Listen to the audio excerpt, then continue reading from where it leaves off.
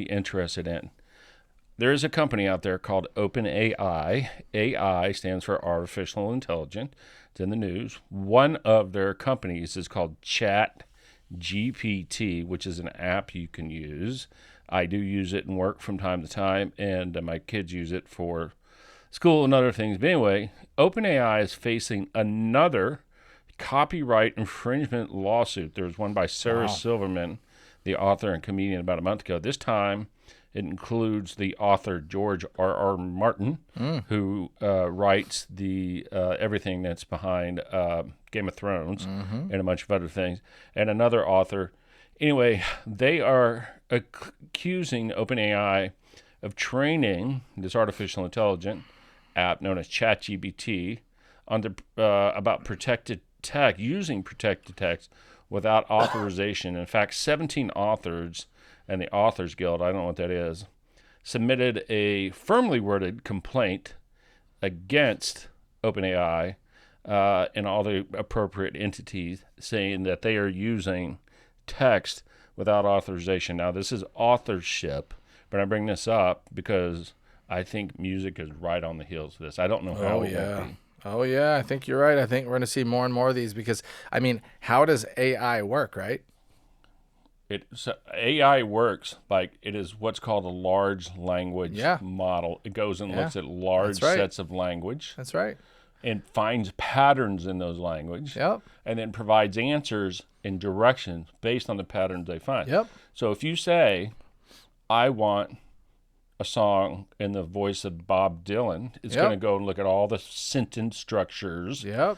of Bob Dylan and the type of words he used, and then write a Bob Dylan song for you. And Bob has the ability to say a lot of this revolves around copyrighted material, Yeah. I and think so it's you're going to not be allowed to use it. It's going to be fascinating. I'm really curious to see how this keeps opening up and how this evolves. It is at the forefront of our society and many across the world, and it is very interesting. I do not have a good answer. I don't either, but here's what I do believe. I believe I this do is believe. I do believe that this is going to be tied up in courts for years Oh, yeah. and years to come. Because it's going to be so hard to create a case on this. I don't know, man. I mean, the Supreme Court is pretty conservative right now. They're going to be protective of this stuff, and I've got to say I support it. I want to protect all that original content as much as possible. Yeah, it's and so tough. I do not want to undercut the years and decades that artists and all walks of life have put in just to have it bastardized by artificial intelligence. It does not seem fair to me. I think it's so tough because I am a firm believer in creativity and cultivating that. But I'm also a firm believer in using tools and the things that we have and the technology to help us create and release. So it is a really tough one for me. And you know, I'm so involved with younger students, and this one for me is an example. I'll work with a younger student that plays piano. They're learning guitar. Right. They take vocal lessons and coaching. They're taking music production lessons with me. They're starting to play drums. They're writing melodies, and they're writing words. Right. And these kids are amazing, but they're also overwhelmed. Right. And so, utilizing some of the tools are like nobody is going in here and suing anybody for using a drummer algorithm. So they have these drummer sequences. So let's find this interesting. And I constantly think just strictly professional musicians are underappreciated, and their material is never credited the way it should be, and they should be making royalties on it. I mean, here's an example. You can go into my program that records music. It's called a DAW, and then in there you can just click on this thing, and it's a drummer, and you can put pop songwriter drummer, right, and it will spit out an algorithm, and it will play the drums, and then it gives you variants and options. I mean, it is amazing.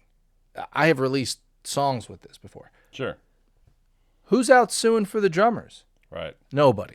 Right. Nobody. And so we have a little bit of a two-folded thing here where we value certain things in the arts more than others. And here's one that's getting really, really sensitive. But I have felt for years that softwares and DAWs, which are basically taking jobs, you could say, but replacing real musicians, and that's why we don't see them as much on the stage more and more as they go. That's for money. It's a separate topic. Anyways, I find it very interesting. Nobody's defending for the drummers and the musicians. I got programs that play guitar for me now.